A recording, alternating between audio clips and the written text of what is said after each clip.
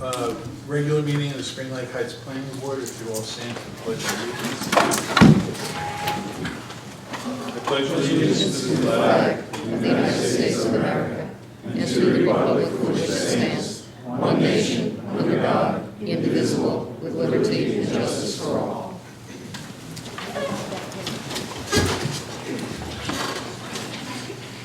Roll call, please. Mr. Capristo? Here. Councilman Diver? Here. Mr. Francolino? Here. Mayor Mechanical absent. Mr. American? Here. Mr. Miller? Here. Chief Pedro absent. Mr. Tully? Here. Mrs. Eilenberger? Here. Mr. Hackett? Here. Chairman Russo Lisi? Here. Thank you. This meeting is being held pursuant to the provision of the Open Public Meetings Law. A notice of this meeting was included in the list of meetings sent to the Co-Star and the Asbury Park Press, posted on the bulletin board in the municipal building and on the borough's website. We have minutes that were revised. One was dated May 22nd and one was dated June 26th. I have a motion on the May 22nd minutes. I'll make a motion. I'll second it. Roll call, please. And just to clarify, that's the revised ones with some of the exhibits removed. Yeah, this is the revised. Thank you. Councilman Diver? Yes. Mr. Francolino? Yes. Mr. American? Yes. Mr. Miller? Yes. Mr. Tully? Yes.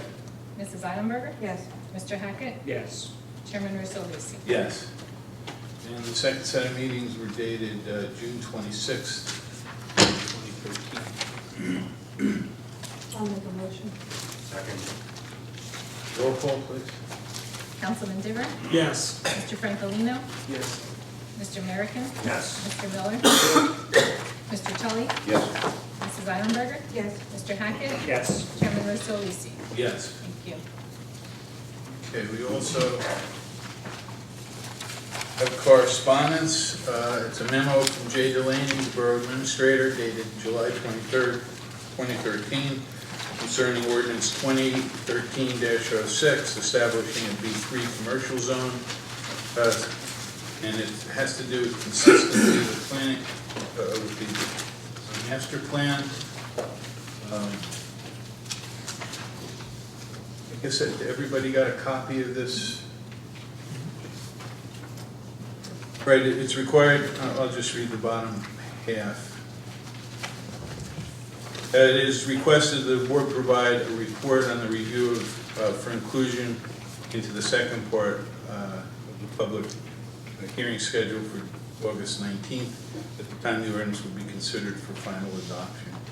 So they want to know whether we feel it's still consistent with the master plan, and we should do that. A motion to the attorney to allow him to respond for the board. Oh, second.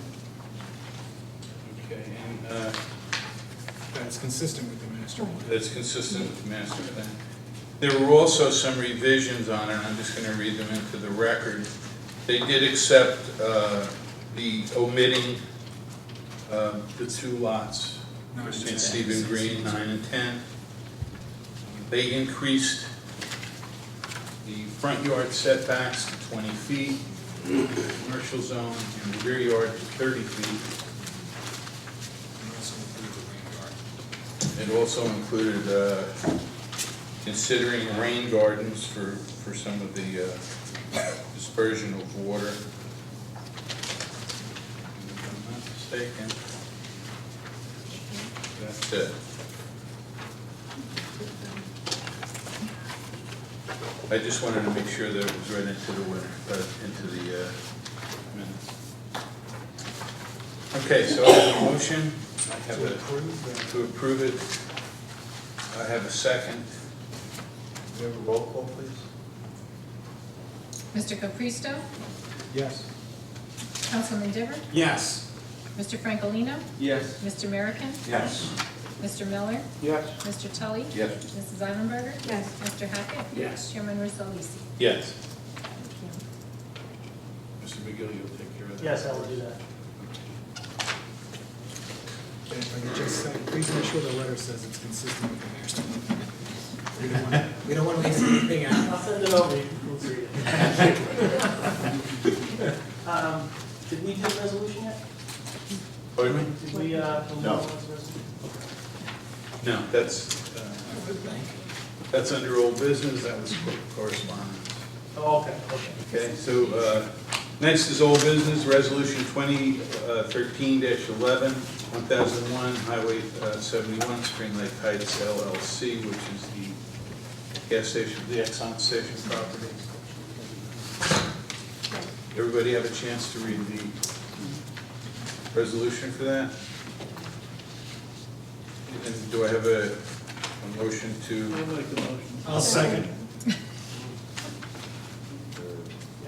Fourth. Your roll call, please. Councilman Diver? Yes. Mr. Francolino? Yes. Mr. American? Yes. Mr. Miller? Yes. Mr. Tully? Yes. Mrs. Eilenberger? Yes. Mr. Hackett? Yes. Chairman Mercedes? Yes. Okay, and please remind me, after we hear the Amoscato application, remind me that we should be discussing the sidewalks again, because we had asked Mr. May to look that up last year, and I just wanted to slip through the cracks. All right, we have under new business, Amoscato Family LLC, 2007 State Highway 71, Block 46, lots 1, 65, 66, 67. It's for site plan and subdivision. Mr. Chairman, I did review the notice in this matter, and all's in order, the board has jurisdiction. Okay, I need to recuse myself because I'm within the 200 feet of that property. So I'm going to go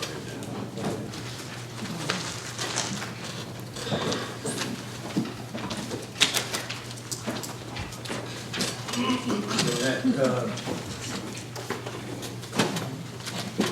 Dean, that means that both our alternates are now Correct. voting on this. Right.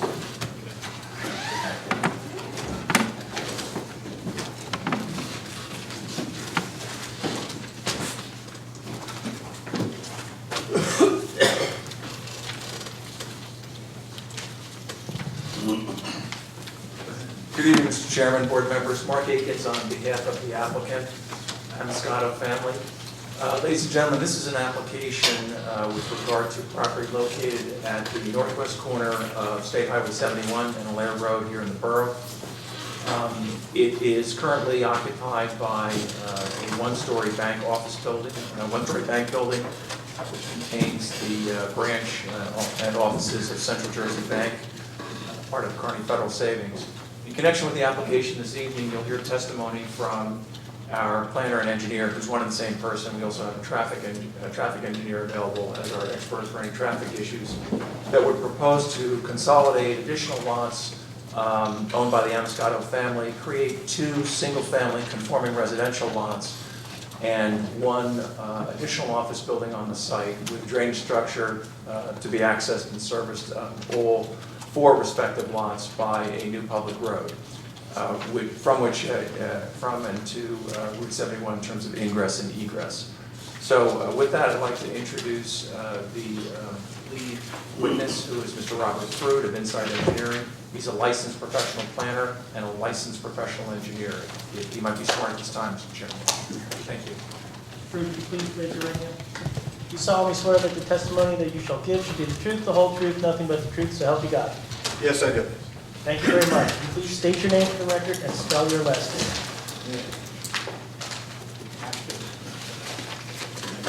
Robert Fruit, F as in Frank, R, E, D. Thank you. You can turn on.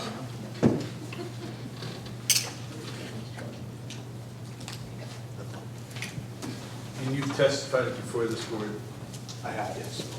and we had accepted that. Very good. Thank you, Mr. Chairman, board members. Mr. Fruit, I'm wondering if you could take a moment and orient the board to the proposed site, what exists at the site, and what is proposed in connection with the subdivision of the site plan. Certainly, and I refer to the easel now.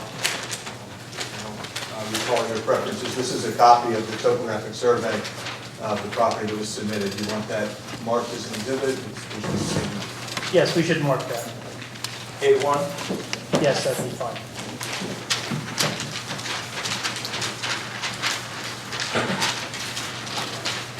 Here you go.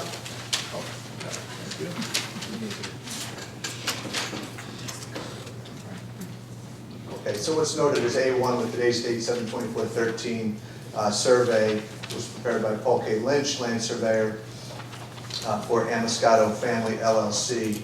And it is a boundary location topographic survey of the existing conditions on the property. For orientation, Route 71 is at the bottom of the page here. North would be to the right of the page, south to the left. Allaire Road comes in on the left side of the page here at an angle to the property. Around the property, I'm sure all the board members are very familiar with what's going on around here, but just orientation. Wicker Manor is to the west behind the property. The Mews are on the other side of Allaire Road to the south. Hoffman's Ice Cream and Commercial on the other side of Route 71, and more residential, and the restaurant at the corner up on Route 71. Excuse me. The property specifically is lots 1, 65, 66, and 67 in block 46.01. Lot 1 is on the north end of the property, narrow frontage on Route 71 extending all the way to the west to the back of the property. 66, and presently the structure on that property was recently demolished. 66 and 67 are primarily comprised of the 2.5-story dwellings fronting on Route 71 with some ancillary parking behind those. All of that parking is accessed from a common driveway, which is shared with the bank, which is primarily on lot 65, which is at the corner. The driveway on 71 is a full movement in and out driveway. It's a little bit under 100 feet from the point of curvature of the intersection, which does not comply with current DOT standards for driveway design. It's too close to the intersection in the DOT design standards. There's an egress, a right turn out only driveway to Allaire Road. It's not quite shown on the survey, but there's a channelizing island on Allaire Road as you come in, so there is no left turn permitted and no ingress permitted from that Allaire Road driveway there. The interesting thing about this property is the orientation and the zoning on this property. We have the C2, B2 commercial zone. In the front half of the property, approximately 150 feet deep, which bisects the property. The bank and the two structures are in the B2 zone. A portion of the bank parking goes beyond that line into the R5 residential zone, which is a single-family only residential zone, which is the back half of the property.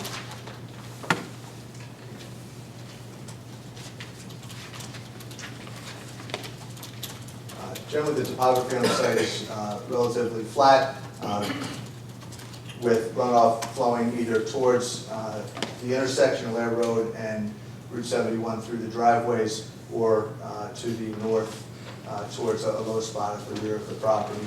There is a minor, if you will, stormwater collection system that was approved as part of the bank development, I believe in the 1980s, which consists of a few inlets throughout the property which connect to underground recharge systems that are localized at each inlet. There is no connection, there is no stormwater infrastructure within Route 71. Otherwise, utilities are available. Generally, the property at the rear is a mix of overgrown vegetation and tree area around the perimeter. There are a few nonconformities that run with the existing property. There's an 8.2-foot front yard setback that existed on lot 1 previously, and a 0.08-foot side yard setback that existed on lot 1 previously. There is a driveway separation from the side yard condition, where the driveway on Allaire Road is less than that required by the ordinance. That also is an existing condition. And finally, the buffer along the west side of the bank property is less than that which is required by the ordinance. And obviously, the portion of parking that exists over the residential property is a nonconformity.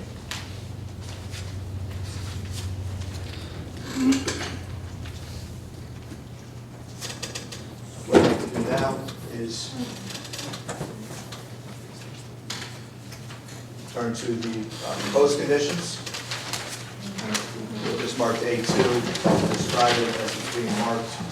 It is a color rendered version of the site and landscaping plan. The orientation is the same as that of the survey that we just described with 371 at the bottom of the page. Thank you. And now this is A2 color rendering with 72413 labeled.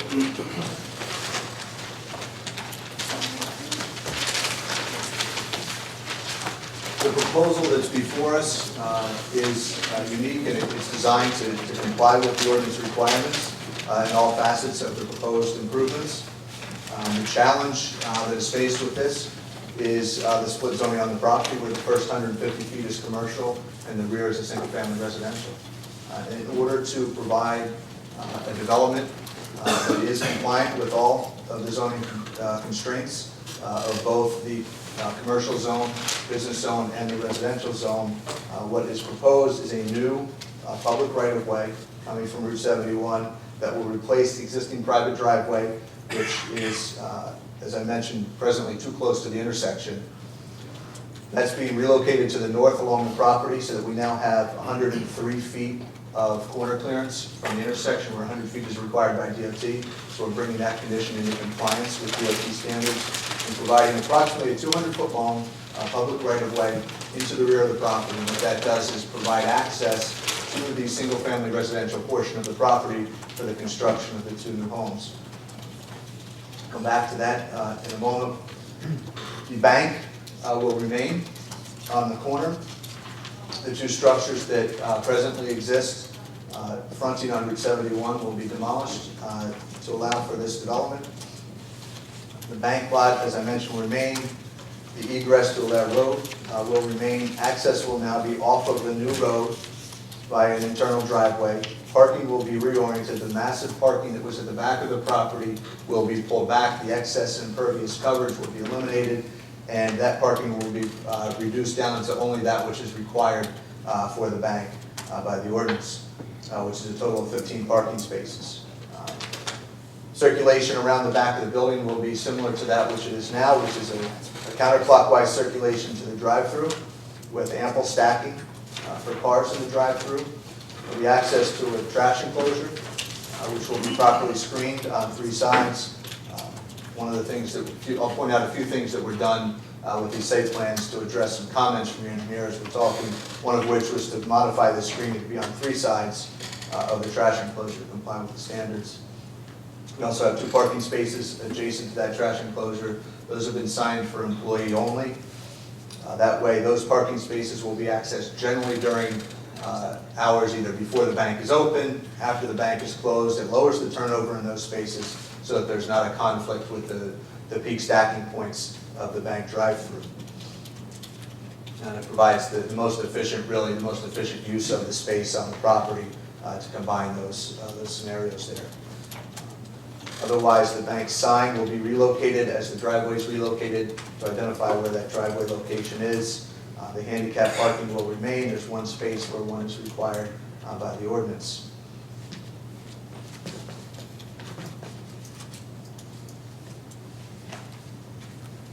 In all, what we're calling Lot A, which would be the bank lot, will be a total of 30,787 square feet, where 18,000 is required in the zone. As I mentioned before, there are no variances with this application. There are no bulk variances associated with Lot A. The impervious coverage is 60%, where 75% is permitted. And the building coverage is 12%, where 50% is permitted. So we're well within the zoning constraints. We fit within the bulk setback requirements. The only existing condition that is remaining is the residential buffer to the west towards the Wickham Manor properties, and that's an existing condition that will remain.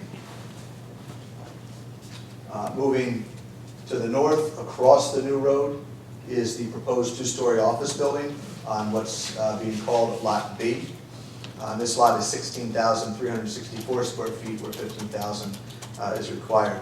The building itself will be a 2-story building with 1,680 square feet per floor, for a total of 3,360 square feet in the building. Again, similarly with Lot B, there are no variances required as far as coverage, as far as setbacks for this proposed lot.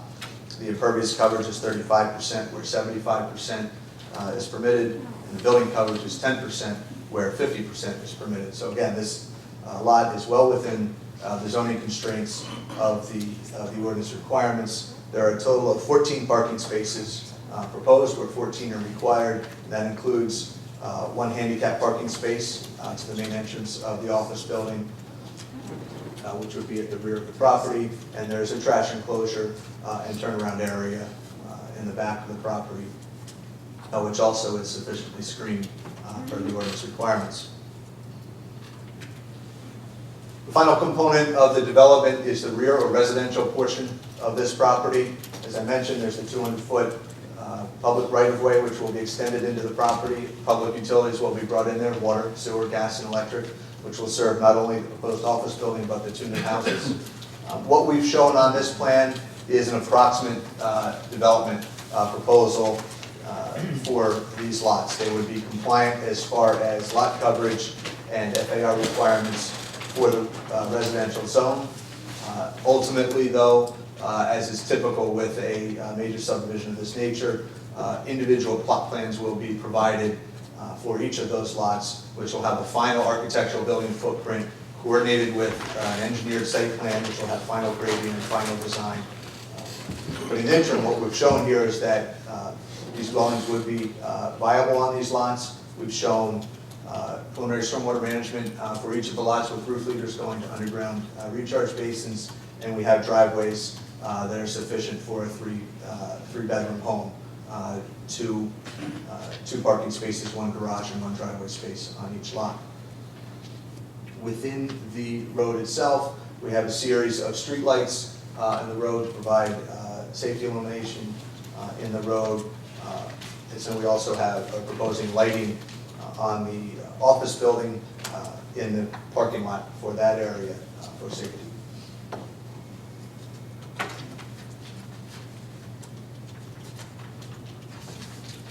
Specifically to the residential lots, we have, again, 2 lots. Lot C, which would be the eastern lot, and Lot B, which is the western lot. Lot C is 17,895 square feet. Lot D is 9,245 square feet. Those are both in excess of that which is required by the ordinance, which is 7,500 square feet. By pure area calculations, over 3.5 lots would be available in the residential zone after creation of the cul-de-sac, but we're proposing 2 because of the shape of this lot. It's a very uniquely shaped lot with it narrowing as you go to the south and a very long lot as you extend to the north. And this 2 lots affords us development with no variances associated with those residential lots. And again, coverage, height, and bulk dimensional setbacks would not require any variances with these, and plot plans would be submitted for engineering and zoning review prior to construction. I mentioned briefly that each of the houses will have their own roof leader stormwater management systems. They're indicated on the site plans behind the houses at the rear, which will handle the roof runoff in accordance with your ordinance design standards, and those will be confirmed and finalized at the time of plot plan submission. We did do soil testing on the property, both within the residential lots at the rear and at the front of the property where the office is going, to confirm that we have what is typical of this area, which is very good sandy soils, good infiltration in this area. We see no problem with providing the recharge based upon the K4 and K5 values of soils that we found.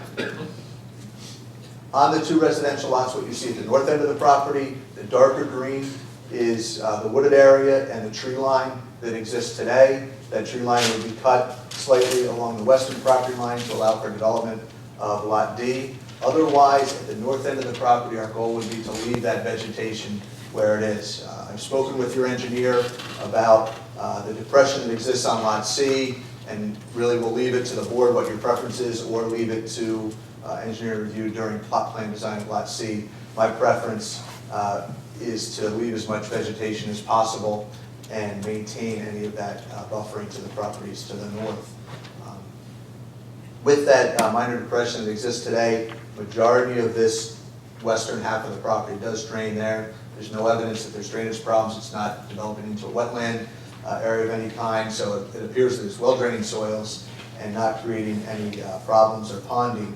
By development of the cul-de-sac and the homes on the property, which significantly reducing the amount of runoff that would be tributary to that depression, so the water that would collect there would be significantly less than exists today, as the majority of the runoff will be recharged from the house roof leaders or within the cul-de-sac, collected within the inlet system and brought into the front recharge basin. With that, I'll briefly describe the recharge basin that is proposed to the front of the property. It's adjacent to the office building. It will collect the runoff from the new public right-of-way as well as the parking lot of the office building and the roof runoff from the office building. All will be discharged into this basin. It's about 20 by 40 feet in area. It's not a significantly large basin. It's about a 4-foot high wall, a sand bottom basin. It would comply with it does comply in design with the New Jersey best management practices for recharge and for stormwater design. It meets the ordinance requirements for stormwater management design. And what it will collect is the runoff again from these new impervious areas, recharge that into the ground, have good soils that promote recharge, it'll recharge that into the ground up to the 100-year storm and ultimately any overflow from thunderstorms, as it does today, would filter over into the right-of-way of Route 71. The basin is protected by a wood beam guide rail along 3 sides and the building on the 4th side. It's also protected on the side of the new road, or screened on the side of the new road by landscape hedgerow.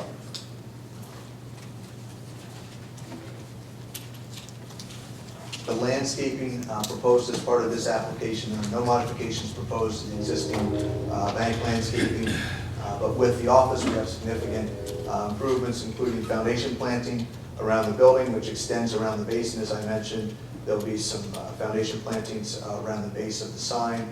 There are a total of 10 street trees proposed, compliant with the ordinance requirements around the new road. And then complying with the buffer requirements for commercial to residential development, we have a 6-foot fence along the common line between the commercial and the residential property lines, as well as a double row of holly trees to provide an evergreen screen, and several shade trees within that area to comply with your screening and buffering requirements.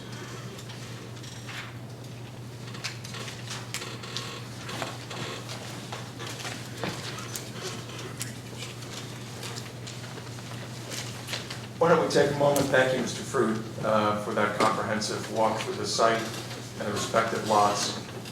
Why don't we take a moment, Mr. Chairman, board members, if you're ready, to review the June 18, 2013 letter of East Point Engineering. Well, before that, is there anybody on the board that has any questions? I just would like to ask, when you're talking about the residential part, but currently nothing will be done with that part, is that correct? The residential part, they're not, the houses aren't being built in the near future. This subdivision and site plan application contemplates construction of the office building, the public right-of-way, and 2 developable lots. Ultimately, those lots to be developed would have to have an architectural plan designed and presented along with a site-specific plot plan for those lots. The detention basin, you said there were walls. What are they constructed of? Is it going to be block or is it? There would be a modular block wall, yes. And what's the bottom of it going to be constructed of? The bottom of the basin would be a sand basin. Just sand? Sand. Now that could be blended with topsoil and it could be seeded. I'm just concerned about maintenance. Sand bottom infiltrations are very common. Right. They're part of the New Jersey best management practices design.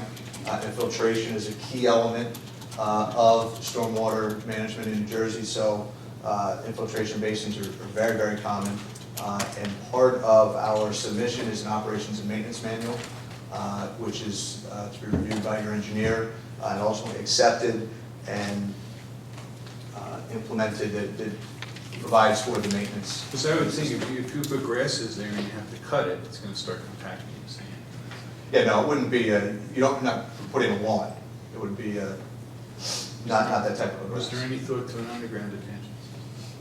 Well, underground detention systems it's more difficult to maintain because you don't see when something is in there. Access to them is more difficult for maintenance. So these are better from a maintenance standpoint and more efficient. It's probably more common now though, than the open ones, the underground ones.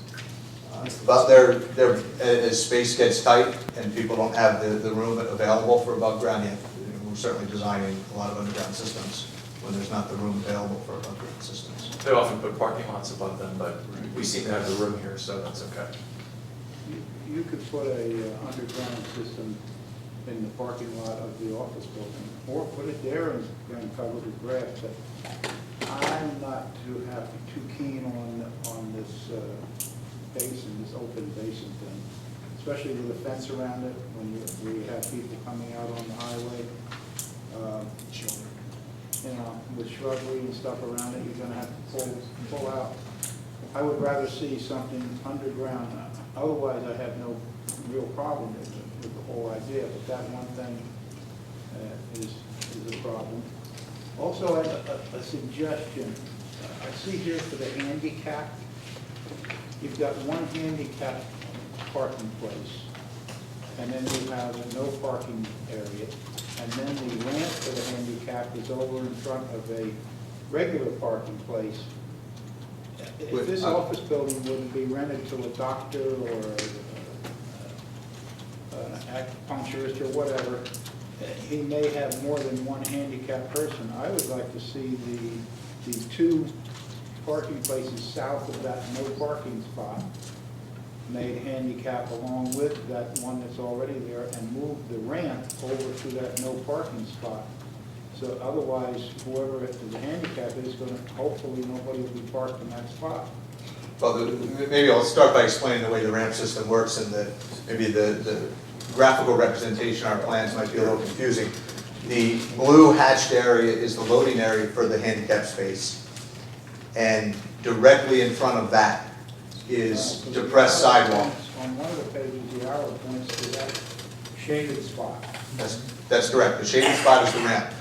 So if you're pulling into the space, and bear with me as I explain, but if you're pulling into that space and your passenger's getting out, or if you're back into the space and you're the driver getting out into that loading area, straight in front of you is depressed sidewalk, flush sidewalk with the pavement.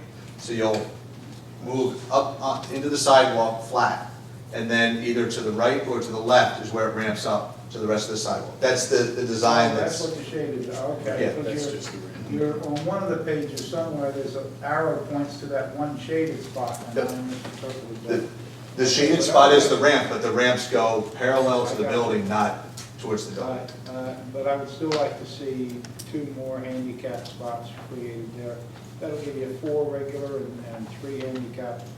And as I stated, if a doctor or a chiropractor rents one of the buildings or one of the offices, he might have more than one handicapped person there. It's certainly difficult to plan ahead like that, and if we don't have a doctor that sees a lot of handicapped patients, then we have an offset match there.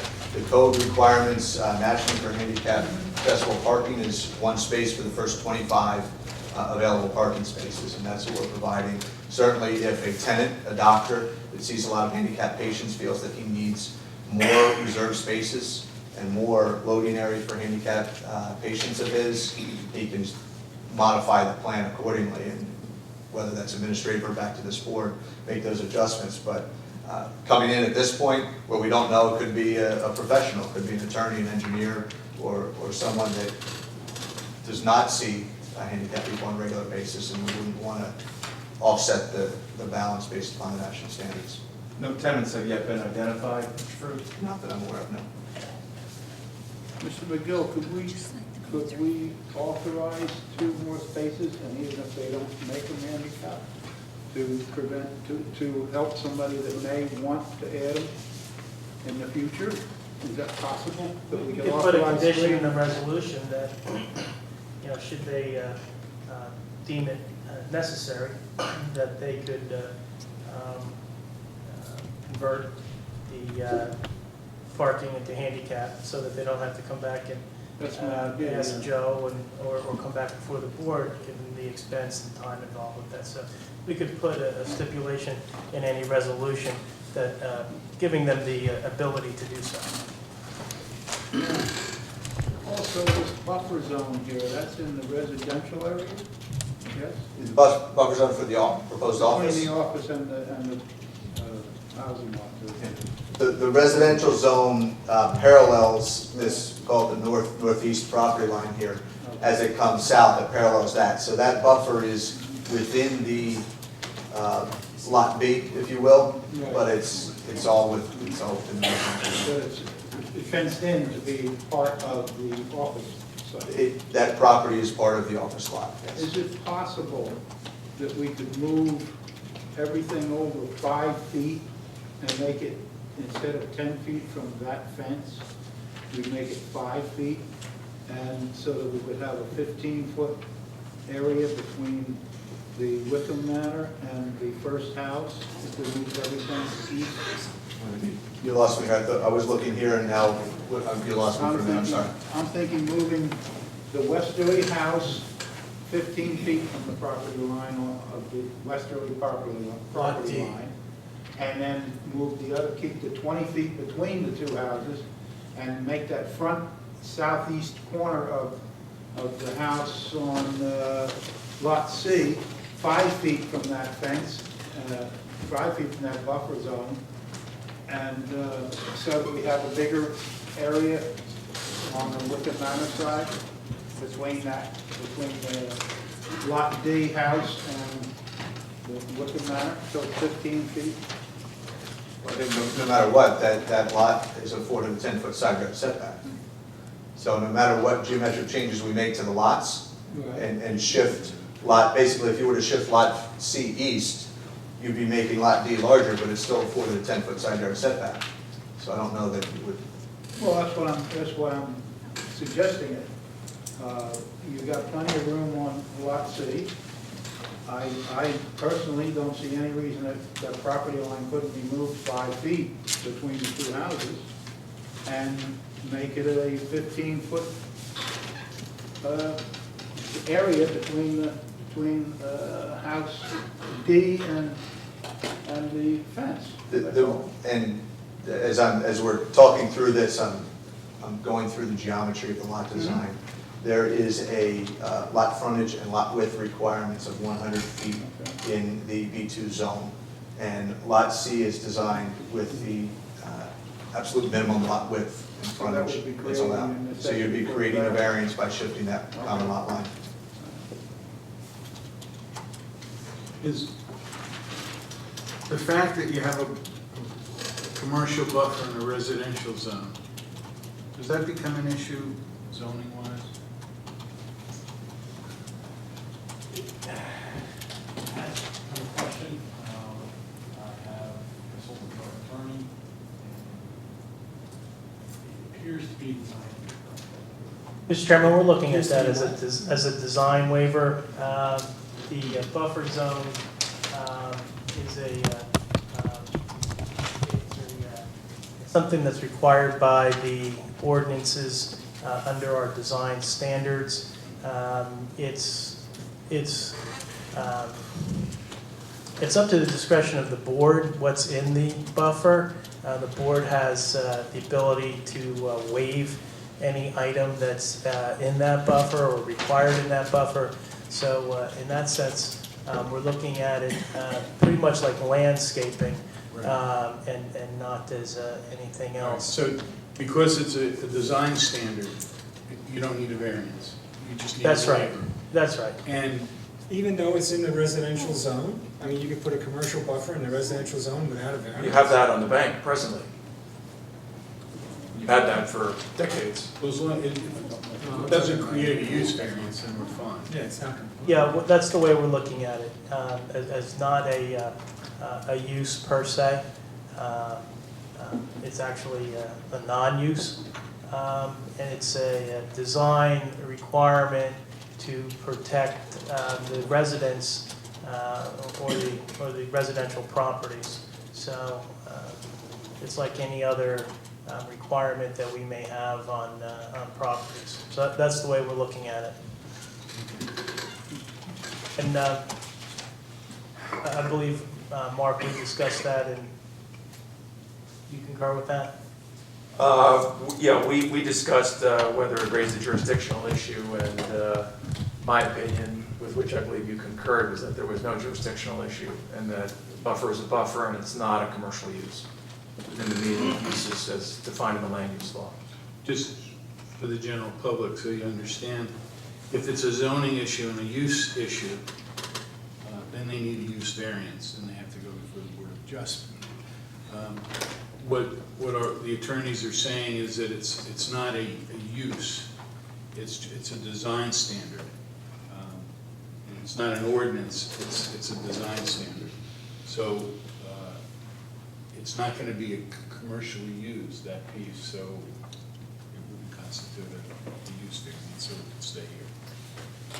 That's a fair understanding of what we've come to conclude.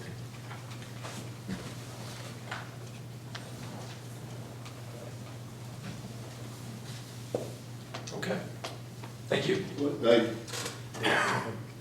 I have questions of George right now. Sure. George, and first of all, it is my understanding that you do not own the bank, that it is a tenant of the property? That's correct. George, how far in terms of questioning can we ask questions about their tenant? Because the reference has been made by the engineer about the traffic patterns around the bank, which is their tenant.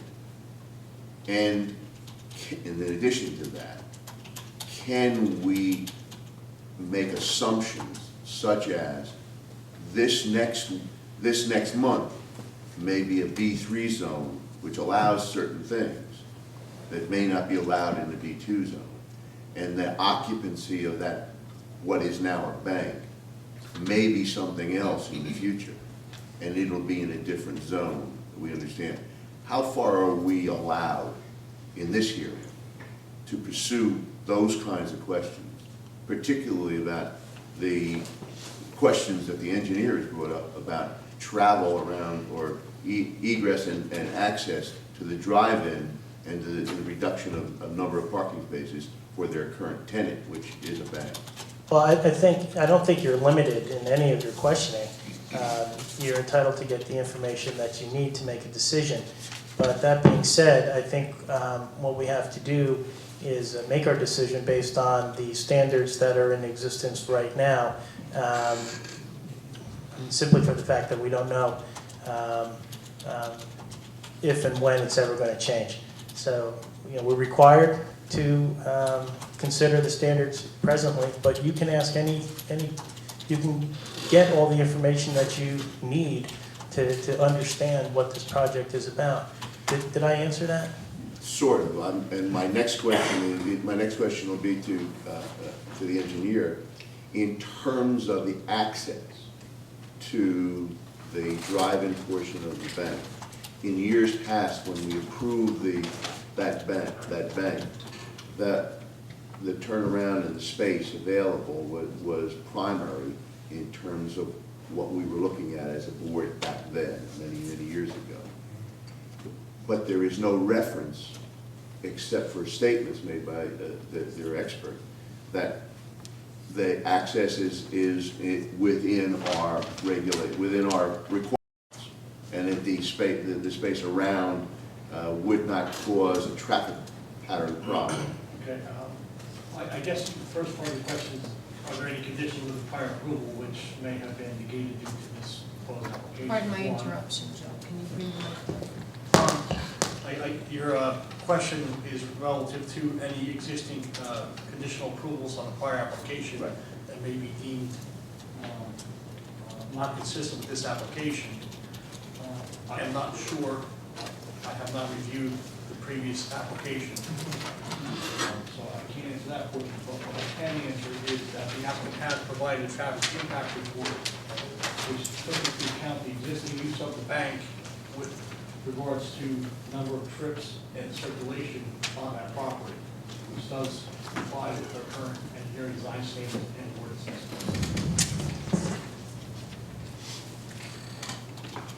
Just get them out. Anybody else have any questions? I have two more questions.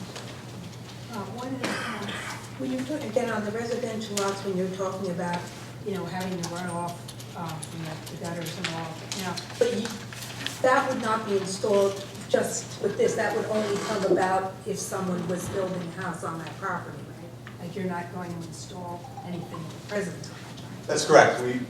The individual homes and detention system for those would not be installed. Typically, in a subdivision, what would be installed as part of this approval would be the utilities, underground water, sewer, gas, electric, the curbing, the pavement, the sidewalk, and driveway aprons. Beyond driveway aprons, the driveways, the houses, and anything that goes with that would be built at the time of plot plan and building permit request. I'm not too crazy about the building detention pond either. This way you have Route 74 sidewalk right here, and then you have the sidewalk going down to what are going to be two residents passing right by it also. Theoretically, young children residing in those two homes, you have them walking by that relatively available open space there, possibly water in it at times. Not too crazy about that. I would also echo that. I have a problem with that, especially its location and why we couldn't use an underground system. And certainly the parking lot would afford ample adequacy to have stormwater management under the parking lot. I just see that as being something unsightly in the long term. It may look new for about 6 months, but it's, who's going to maintain this? Who's going to take care of it? Property owner. Still, I understand it's an acceptable design standard, but I think its location warrants consideration for something without a doubt. I've seen very There's few, better ways of stormwater management. I've seen very few failures of the underground system. And I've seen a lot of failures of the above ground. More of a maintenance problem than anything else. And then you put Things start growing in it, you can't touch with the K something sand that's in the K5. K5 sand that's in it, you can't compact it, otherwise it doesn't drain right. So things start growing in it, it just becomes, then you wind up putting stone on the bottom. The underground systems, 90% of the time, you don't even know they're there. And if they're designed properly, which I'm sure that, this would be designed properly, there's very little that gets in it. I think similarly, an above-ground system properly designed, properly maintained is not going to have long-term maintenance If you put issues. that in the parking lot behind the office building and have an access grate in the middle of it, you would have access to, if you had to get in there to clean it out for some reason because it wasn't working properly, to do whatever you had to do to repair it, replace it, or work on it. I've seen them put clean outs on the pipes, the manifolds, if it's a smaller system. It's been done elsewhere in town. I've been involved in hundreds of designs of stormwater systems, above ground, underground. The irony is usually we don't have the space available to put them underground, above ground. Above ground is preferred because it provides better efficiency of volume because you're not relying on the stone and the systems there. It is easier to visually maintain. You don't have confined space access issues when maintenance does come about. So typically above ground is preferred for those reasons when you have the room and space to do it. And as you said yourself, with proper design and proper maintenance policies in place, you're not going to have problems in the long run with them, whether it's above ground or underground. I also have concern with the detention basin being so close to the sidewalk. How much room do you have between the edge of the sidewalk and to the edge of the basin? There's about 5 feet between the sidewalk and the basin, and that 5 feet is a beam guide rail and a landscape hedge. The guide rail, how high is the guide rail?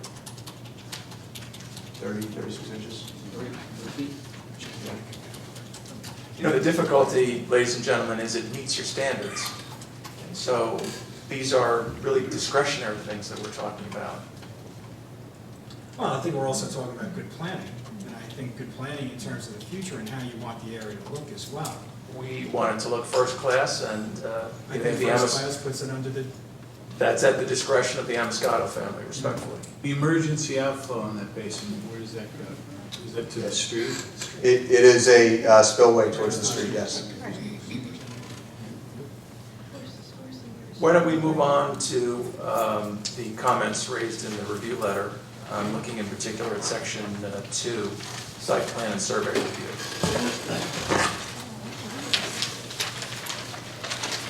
Mr. Chairman, if I may, this letter was in response to a type of plan which was submitted to the initial application, and then they submitted this letter back with a revised set of plans. And in an effort not to confuse the board, I didn't put another response back. I thought it would be prudent to go through the response that was with the board, review the comments that I made on the previous set, and have addressed the majority of the comments. And there are some items specifically this basin which are still discussion topics which wasn't represented. With that being said, I'll let their Mr. Fruit, can you review your response letter of July 16 to the June 18 letter?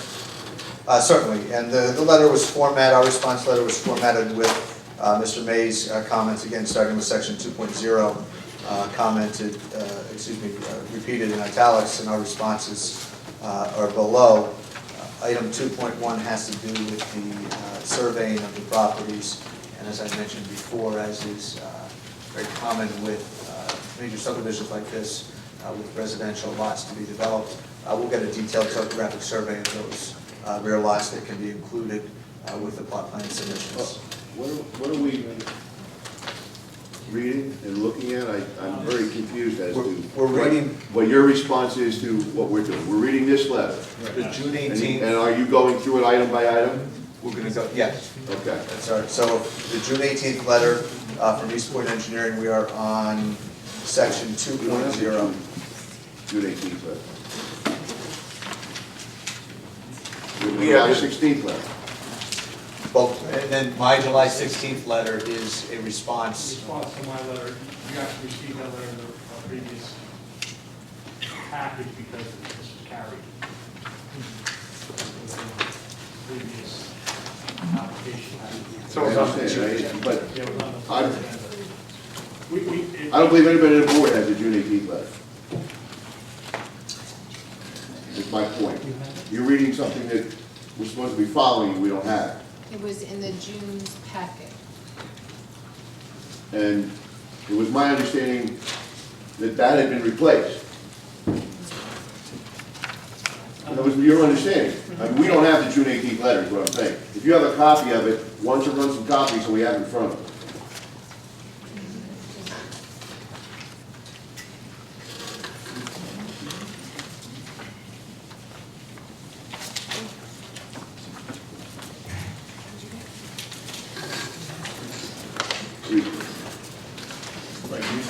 We'll take a 5-minute recess.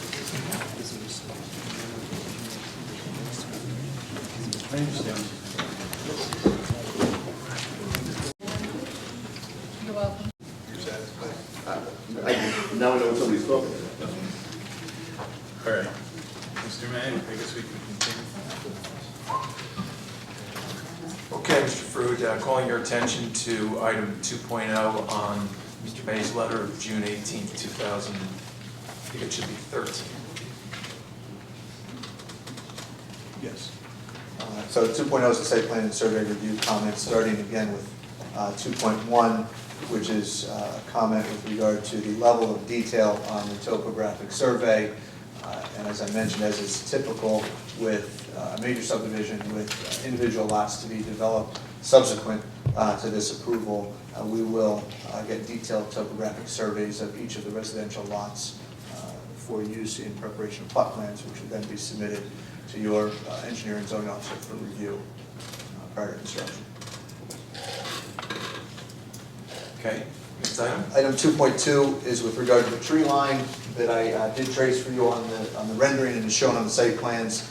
That was not field surveyed, that was by our surveyor, that was measured by our office and included on our site plans based upon measurements from Insight Engineering. And we did confirm that with the field visit again last week to verify the location of that tree line.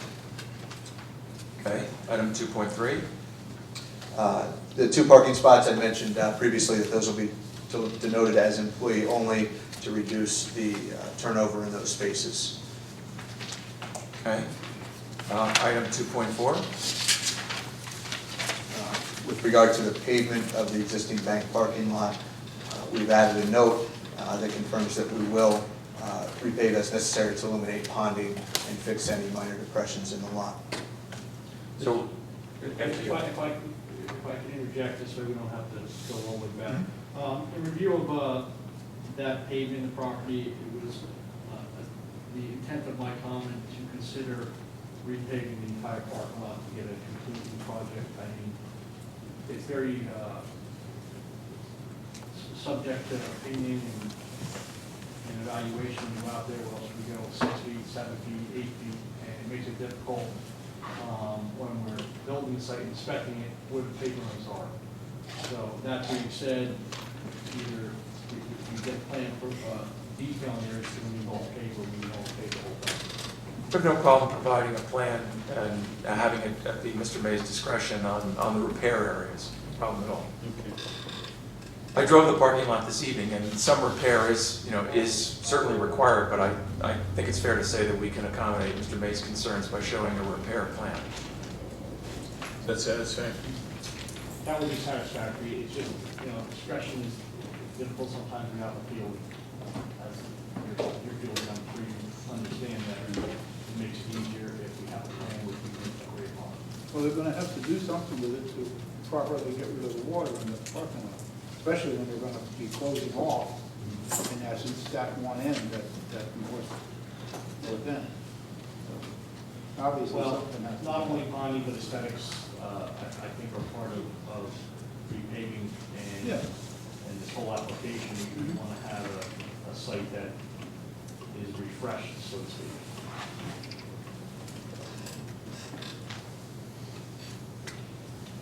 Okay, 2.5.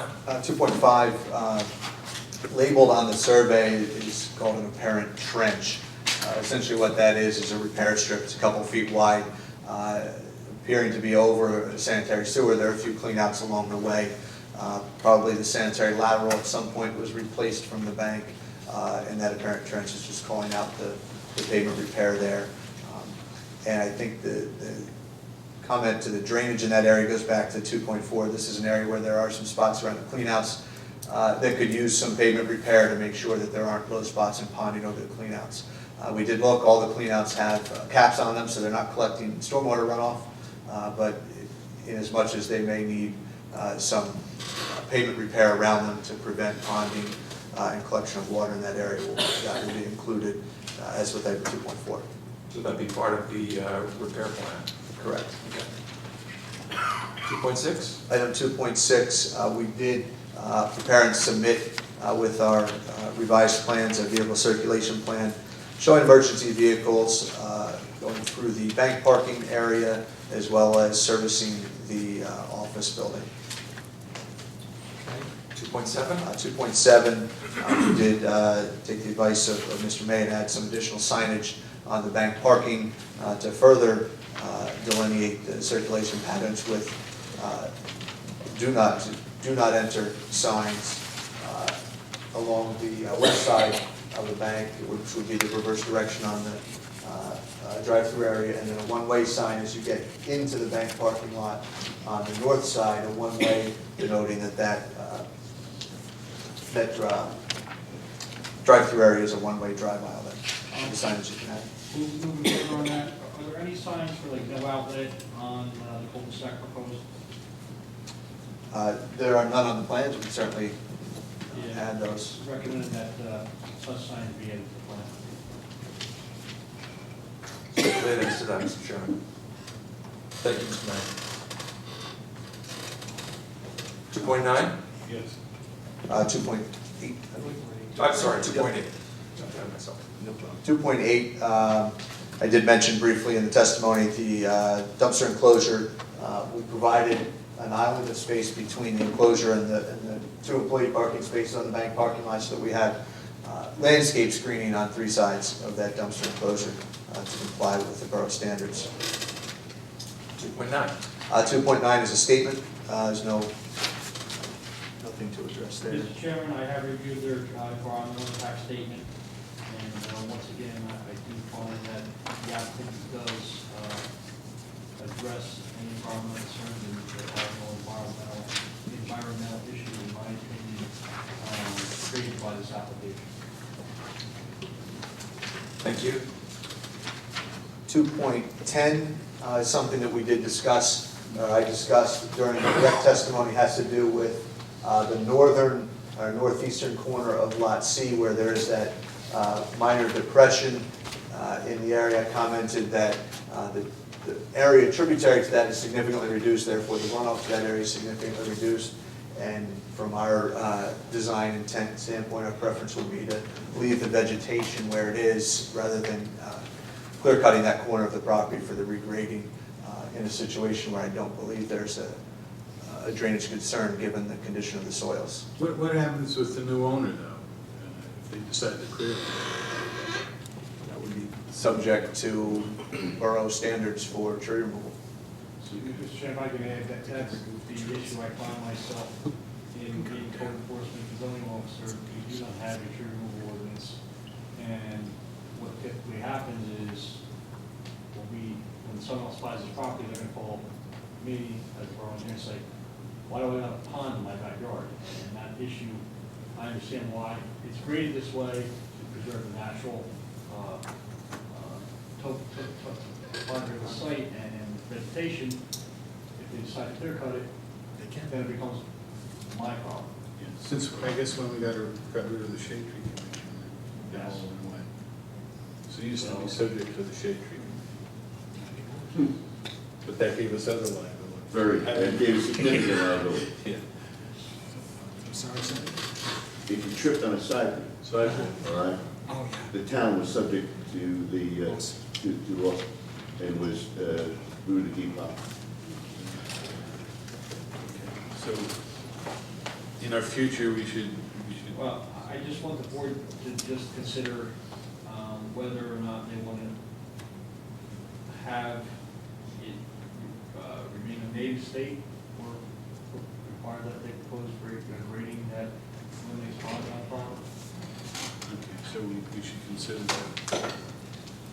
Well, I think you need to address that. If you have to keep the vegetation there or address the ponding, because it's designed that way now to drain there because of the vegetation, and to take that away, that's not the purpose of their plan. So,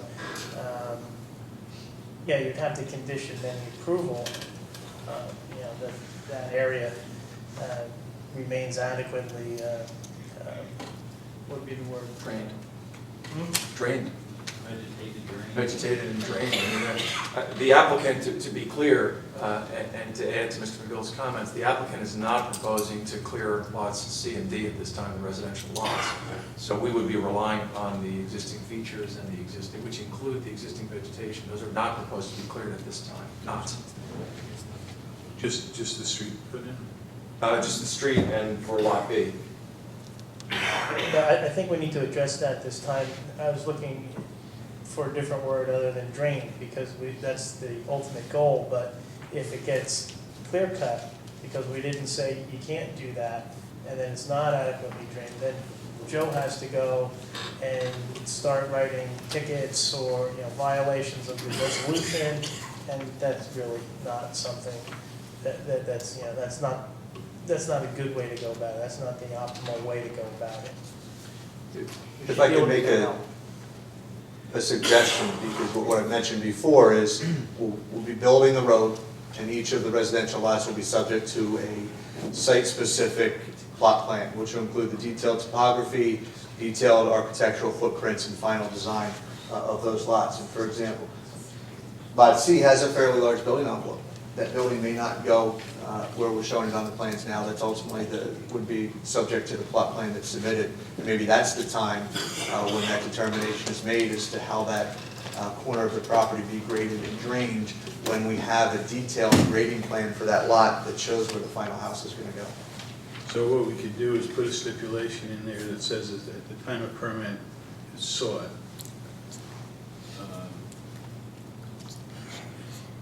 what would you call it, a grading plan, or? Well, And if that area is just to be cleared, then a drainage plan should be submitted. Could I offer a suggestion, Mr. Chairman, board members, Mr. McGill, Mr. May? Many municipalities require at the borough engineer level a grading and drainage plan associated with the development of a lot. So if a lot is to be developed, it can't be cleared until such time as a grading and drainage plan is provided. Now, I don't know off the top of my head if that's in your ordinance. I guess it is in our ordinance, number one. Number two, is my concern is if the road gets constructed where, quite honestly, that area can't be regraded to drain out, then what gets done? That's where my real concern is if, you know, Well, this could be designed potentially even, yeah, I don't believe we can put stipulations on a residential lot as far as a rain garden or other things. I don't think we want to go there. I just thought it should be revisited, that this plan would be able to address any grading or any ponding in the future, because it's going to be an issue. If not now, it will be eventually. Because they're not going to develop this plan, and then the board approved it. And then it's going to be very powerful. Let me ask let me just make sure we've got enough facts on our record here. Let me ask the applicant's engineer. Mr. Fruit, when the street is constructed, let's assume for argument's sake that the street is constructed, and what will be the impact vis-a-vis proposed lots C and D? If the houses are not yet constructed, what will be the impact on the drainage to those two proposed lots? If the street were constructed tomorrow?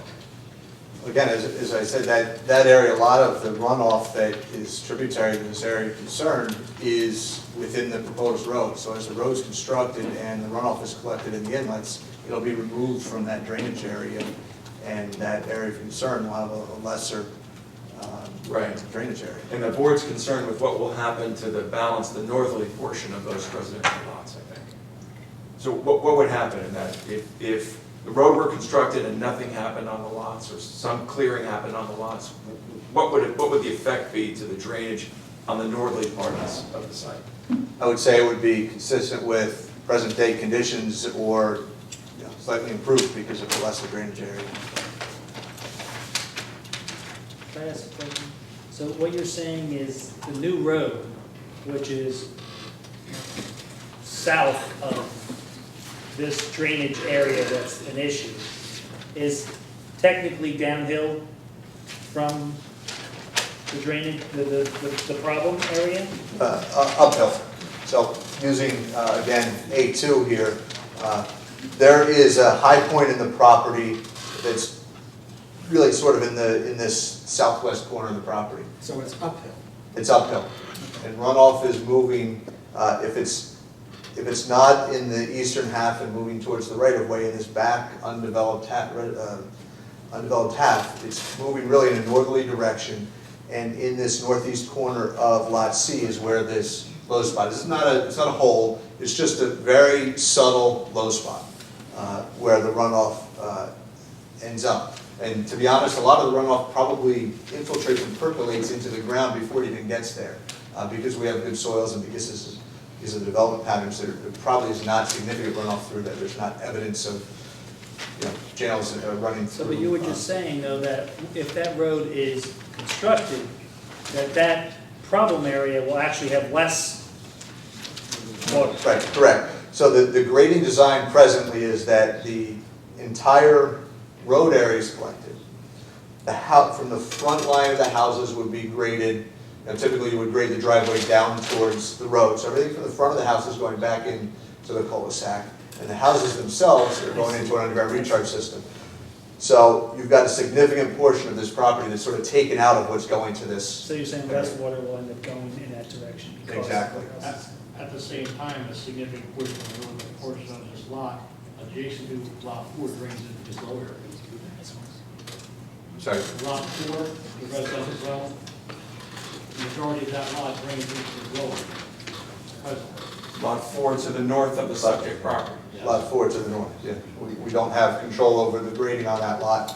I understand that. The fact of the matter is, again, when a resident buys a property and drains, it should have been figured out what my property's for. Whether it's there for, rain events we've had recently, we've received numerous phone calls, and so it's the blame for these. The contour lines over, this is a 20, the contour lines over 50, 60 feet, or maybe a foot and 3/4.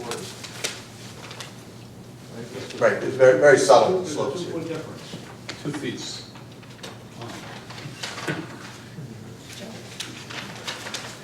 But what if, Chairman, perhaps the engineer, I'm open to, if we could put a possible drain line in that residential buffer, or even if it has some sort of outlet in the future, if this becomes an issue, that it can be drained.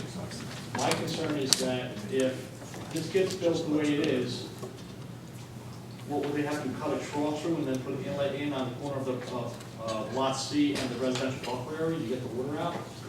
How are we gonna get, how's it gonna get out? what if they just build it up? We'll build it up. Let me ask you this, what if we had something, it'll just dissipate, it won't collect, and that's what the biggest problem is. You know, and I do understand the engineer's point that yes, it is well, draining soils now. When properties get developed, those things seem to change. When grass starts getting cut and dust starts to blow in these areas, those areas get filled with sediment, dust, and they just don't drain like they did when they were native. What if we have something to the effect that, I hate to put stipulations on lots, because it becomes a real, but with what is that, lot C? We have something, a requirement that at the time of building permit for lot C, C is requested, a grading and drainage plan would be required. My concern with that, once again, is how to make it work after the road's in. Are they gonna have to cut over the road, put an inlet? How do we get to inlet number 2? Because that would probably be where you'd have to drain to. How does it get there? The way to remedy these problems is getting the storm sewer systems. Right. So then we're gonna rip up new curb and sidewalk, I'm not quite sure of the answer. My concern, though, is that it's gonna be an issue with, So if they were to put an underground detention system in the parking lot, they could tap into it relatively easy. I would be open to even having some sort of stub going up and another inlet put up, at least along that side yard where elevation 2787 is. At least if it becomes an issue in the future, that the applicant has some recourse where he could put a drain in that rear area and pipe it to an inlet. If we're looking at sheet 517, if the applicant just ran 20 feet of pipe up, put another inlet in, what's that right there? For a future tie-in, should it be necessary, otherwise it may be difficult. Do we know that this area is a problem? Are we solving for a problem that exists or a Well, problem the fact of the matter is, there's a low spot, and I think it's called the numerous homes and relatively new construction, and the first question is, how did the borough let this happen? And that's my concern. It may not be a problem today, but it could very well be a problem tomorrow. I mean, if you look at the elevations, And 2 feet is a lot of these lots That's a low spot, that's a low, the water's draining on And the. it's not a 4-inch low spot, it's an 18 to 20-inch low spot. Right. I mean, you're at 26.25. If you look at the elevations on lot 4, they're 27 and 28. If you look at the elevations on lot 3, they're 28 along the border. If you look at your lot 2, the center of the lot is at 29. The back of the lot is at 27, so it's a foot. Everything's going that way. So, As I said, it's, and if it's left natural, it doesn't really matter that much, but as we pointed out before, those grades that you're pointing out are 100 or more feet away. It's a very, very subtle slope. It may be a foot or so higher, but it's a very subtle slope in a well-draining soil. And again, as we said, I don't know that we're solving a true problem for it. oh, Because the topography moves in one direction does not mean that there's a drainage problem. Is it swampy at all now? Yeah. I've never been on this. There's vegetation, and it's, So we can go bushwhack as a board. I think it's got some scrub vegetation, but I'm not aware that it's swampy, and I think as would typically be the case, you provide a grading and drainage plan at the time you file for a building permit, and if we're talking about, you know, some fill of a foot or a foot and a half, I think that solves the issue. I mean, this is not a, you know, a neighborhood drainage, you know, receiving area by any means. It happens to be a, you know, a lower area over, you know, over quite a distance with good soil, as the engineers testified.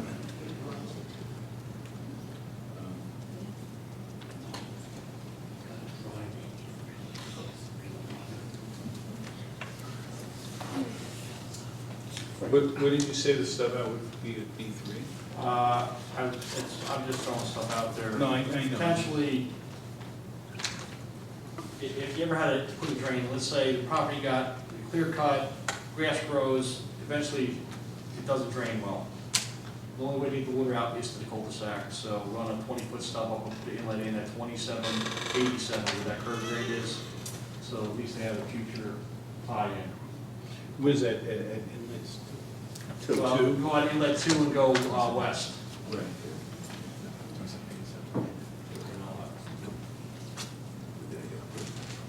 So even if it's just a stub out, they'll have something to tie You're not going to be able to grade it out. If you're at 26 and you build it up, I mean, you're not getting it out. Because the back of the buffer is draining that way. So you're not changing the grading on the lot to get it out. If you look at the western portion of the proposed lot B, it's draining northwest. Well, I'm looking at inlet B, the invert's at 25, right? 23. You should be able to drain 26.25, right? Yeah. So you're all right that way. And what were you thinking? You just put something, you put Just put it, a stub out? well, put an inlet in up there, so at least the applicant has, you know, the homeowner, and Put a field grade in? if you put a 4-inch pipe into your backyard, and I've gone to 2 or 3 properties now where we've done that to curb lines, where they have low spots in the backyard. Over years, they fill up, and they called me up, and I'm like, well, the only way you can fix it is to put the yard drain in and drain out to the curb line. Would it be possible to put the infiltration basin back in that corner and run the stuff back to that It's corner? a residential lot. Well, we'd have to give them, I don't think. make we it so they wanna can do it, that lot's big enough to cut a piece off of it and add it on to the commercial. We're, ladies and gentlemen, with your indulgence, we're just reviewing to see if we can find a direct line to access that area with some kind of a stub, so. If you just give us a moment, please, thank you.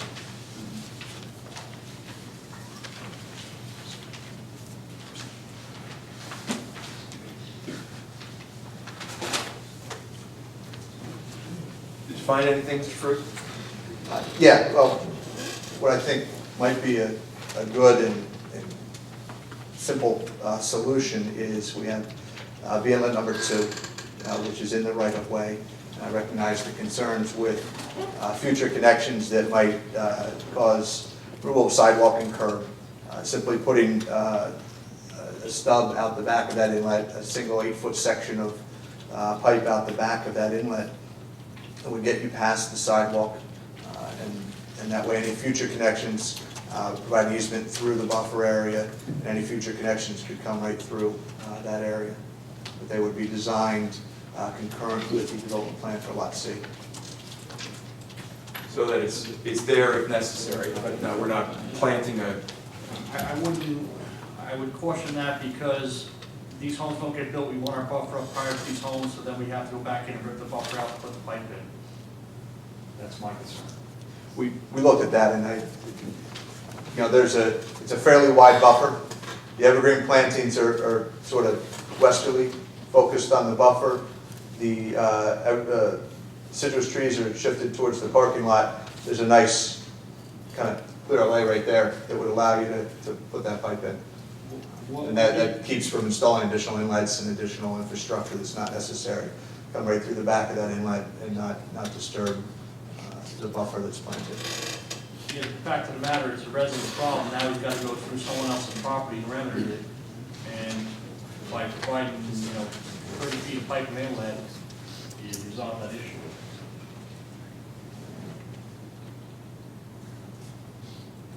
And when you dig through that buffer, the trees are going. I don't care how much room we got, they're gonna go. Well, if anything's gonna go through a buffer, you would have to have an easement to do so. you're gonna have the easement regardless, so. It's gonna go through. Not if a resident puts a line in just to drain his backyard, we're not gonna require an easement for that. Well, we'd give the easement, no, we'd give the easement now, we'd show it and give it now. Why not? We're at the planning stage, Probably better. no question about it. Yeah. Stipulate to that right now, Well, then they can put the pipe in right now. but we don't necessarily know it's an issue. We're going to discuss it. How many feet is that? 30 feet. 28.2 feet, 28.5. That's, Minimum. That's the property, then you got another 5 feet to the curb, to the inlet. yeah, but they could just run it past that and put a stub.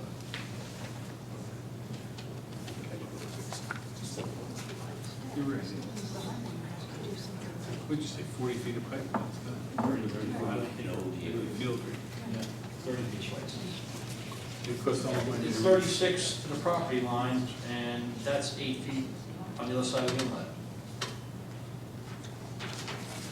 Costs more than design. I usually try not to practice engineering, but the practical resolution of the issue, pardon me, Mr. Fruit, seems to be to run a connection off of that inlet that's proposed, type B inlet number 2, in the northerly line of the right-of-way of the proposed road, and then stub it under the sidewalk and continue to run it through the buffer and bring it up on the notch there, proposed Lot C. And provide an easement as a condition of any approval so that it's there in perpetuity. And if the homeowner wants to connect, the homeowner is able to connect, and we can require that it's at the discretion of the borough engineer. I don't think that's an And unreasonable. then you'll replant the buffer. No, it's already in there. Put it in there now. We're talking about 30, what are we talking about, Rob? 30 feet, 28.5 feet of pipe at $15 a foot? 100 feet. I'm sorry. What am I looking at? That's a spot elevation, I'm sorry. Right. See, I told you I promised not to practice it. And you're not talking about 8-inch HDPE, it's corrugated, right? And they could put, it's a field drain at that point, right? Yeah. Does this so I understand, could you sketch this on? Yeah, right. May I? Thank you. Yeah. So in other words, Just walking through this, no. Just come right down the center of the buffer like this. you're gonna run a pipe over here. Right to here. And you pick it up in the future. That's fine. Okay, we'll provide an easement, whatever you say, 5, 10 What I was feet. saying, just so you understand what I was saying, Right. put a pipe here, put in the in, and stub it and be done. Right. You know, and that way you're not going through your buffer, and if there's ever a problem, they'll deal with it, and it's less pipe. I know you can get additional inlet, but. That's an engineering issue, so I'll let you fellas resolve that. If we move the infiltration basin, put it under the parking lot of the commercial building, that gives you a shorter run to the back corner of that property and make it a better situation. I'd stipulate that as to Mr. May's requirements on that, because I see pros and cons either way. So on the one hand, you give an easement, on the other hand, you give a little bit of a longer route, so that's okay. Whatever Mr. May decides, I think that's really an engineering issue. So as long as there's the potential to pick up the water, if there's a problem in the future, I think that's, from a planning standpoint, what respectfully is necessary. Well, if you have it in that parking lot, then it's going to be a shorter run, so presumably you would have less chance of a problem. The other way, it's going to be a longer run, and you could have a problem. We're not going through the parking lot. We're not I proposing. know that, but I'm saying if you move that, put that infiltration basin underground in the parking lot, and you got a straight run right out of the back corner of that, right to that little spot. I understand, but respectfully, that's not part of our design. So we'd stipulate as to that point, Mr. Chairman. The engineer can require it to be either at, Right, a new inlet at, what we got there, TC 2787? or stubbed off the inlet number 2 with an easement.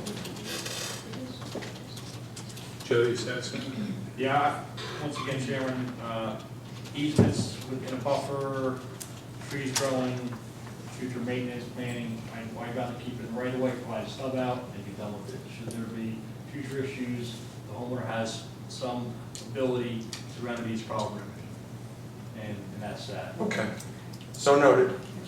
Good No discussion. Right? No easement, we're not doing that. No easement. Okay, that's a good evolution, I think. Does that get us through 2.10? Yes. Okay, 2.11? 2.11 is details. We've provided details for the hydrants, thrust blocks, and valves for the water main design and the revised plans, and all of that will be coordinated with the water purveyor as we get a water main extension permit. Just to touch on that, Mr. Chairman, specifically blow-off detail is going to be provided to my office. We do have issues in town, since this water main will not be looped. There may be issues with stagnant water. We do have that problem, so a blow-off would be required. In addition, just, I don't want to get into too much technical, but would that be in addition to the fire hydrant? Yes.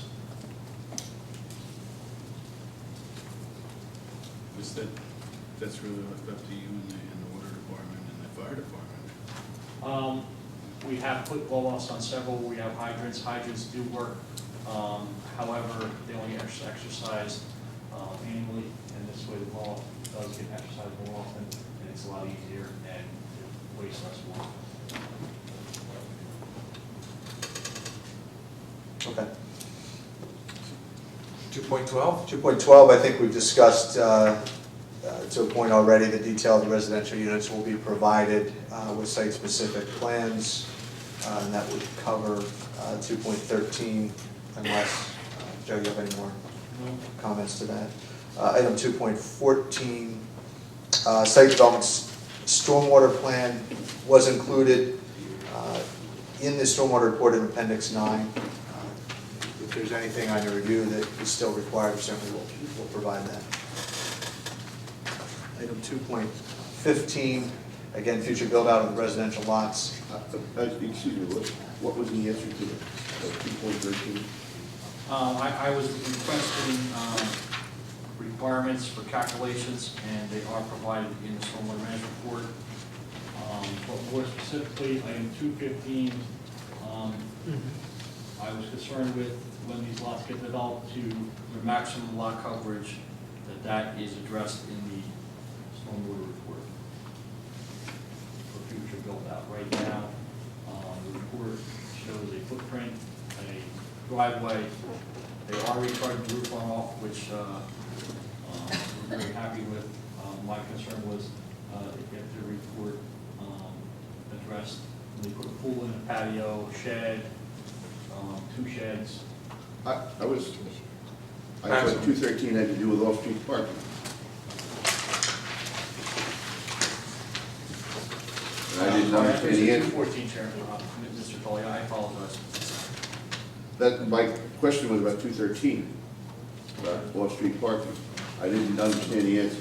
Sorry, I'll cover that again. I did mention briefly in my direct testimony about off-street parking that we have at least, shown on this plan, 1-car garage and 1 driveway space, which will be sufficient for a 3-bedroom house per residential site improvement standards. If a house design was anything different than that, the site development plot plan would provide additional parking. For reference for the board, a 4-bedroom house would require 2.5 spaces, so you would provide 3. That can be accomplished through a 2-car garage and a space in front. And that would, so the answer to your question, sufficient off-street parking as shown, and final design would be once the bedroom count and architectural plans are prepared for each lot. And that would be Reese's. Correct. Okay. But it raises the question about on-street parking also, but we'll get to that later. Well, there would be no on-street parking utilized to satisfy the requirements of parking. All I parking. understand, but on-street parking in this small cul-de-sac will cause significant problems to emergency vehicles. That could be up to, it's going to be a municipal roadway, that could be a municipal ordinance to restrict on-street parking if you so choose. And we don't have a lot of municipal ordinances covering this small of a cul-de-sac. That's a problem. I think typically what would happen is mayor and council would be able to adopt an ordinance specific for this proposed road that says there would be no on-street parking, and then those signs could be posted. And what you're suggesting, though, is this application causes other problems that the town has to deal with. Well, this application fully meets the town's requirements. It I- doesn't I- cause I'm other not- problems. That's I'm not, not that respectfully, I'm not that's not a fair disagreeing with you, characterization. but the answer that your expert provided led to the fact that this application causes other bodies of this government problems or requirements. The expert's answer said nothing about the inadequacy of turning radiuses on a road that otherwise complies with the borough's requirements. I think that was his testimony.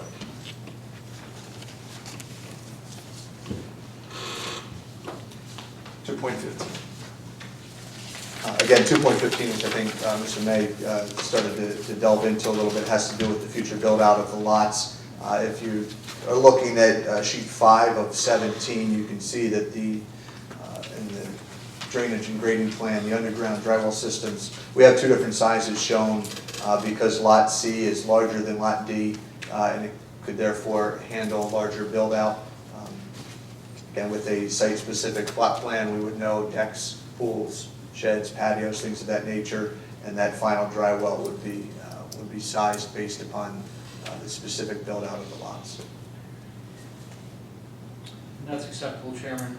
My concern was that the base design was designed to handle a certain flow off the site, and if that became accelerated with build-out, what impact it would have on the basin. So these recharge basins would have to be designed to receive some of that flow in the future for both lots. And that would be according to the square footage of the house, right? The Well, not just the house, my concern is patios and other impervious areas that, let's say, should the driveways, the house go back, let's say the houses get pushed back further and the driveways get longer. They may comply with our bulk requirements, but the runoff is increased. Will their base be able to handle it? And those sorts of things. That was my concern.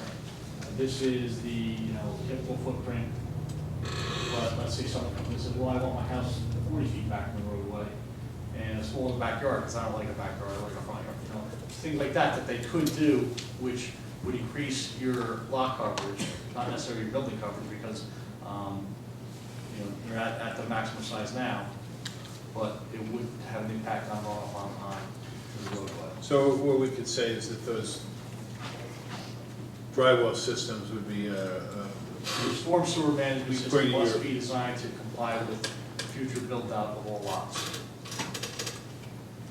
and approved by you. Correct.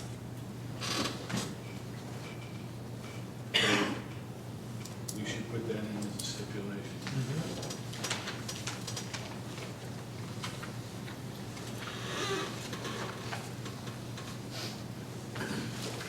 Okay. Moving to item 2.16, information regarding the seasonal high groundwater at the proposed detention system. The detention system is proposed adjacent to the proposed office building. There are presently structures there. We did do test pit number 1 in the front of what is proposed Lot B, which is approximate to where the detention basin is. Again, we found K4 value soils there. We also did test pits throughout the rear of the site on the residential lots and found similar soils. So it's a fair extension that the soils throughout the site are K4, K5 type soils and adequate, and the seasonal high groundwater was consistently in the, and conservatively, about 7 feet deep, and the basin is designed to be over and higher than the seasonal high groundwater.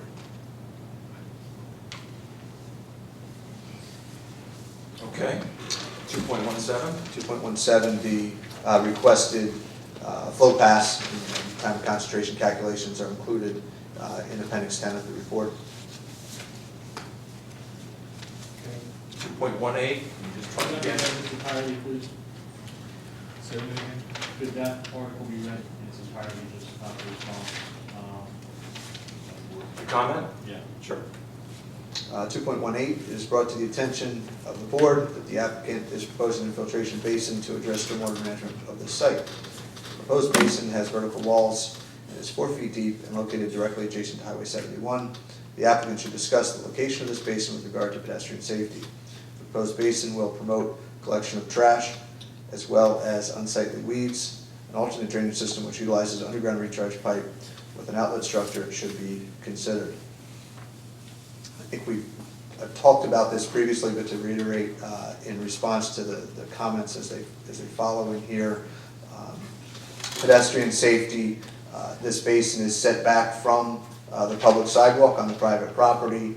It is protected by a beam guide rail and landscaping. And the landscaping is not all around it, it's on the south side. It's not, but the guide rail certainly provides safety, and it's on private property as opposed, behind the right-of-way where the sidewalks are. Now, Mr. Fruit, as a licensed engineer, you have a professional obligation to design structures safely, is that correct? Yes, I do. Okay. And did you